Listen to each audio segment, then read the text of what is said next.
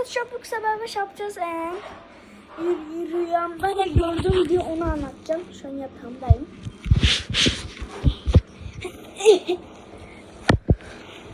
Anlatıyorum. Bak. İlk önce ben böyle uykuya daldım. Yok. Neydi? Uykuda dalmamıştım. Babam bana diyordu ki bak böyle ağaçlar seni görüyor. Bak böyle görüyor. Gözleri böyle gidik açıyor. Sonra ben böyle uykuya daldım. Babam benim kulağıma böyle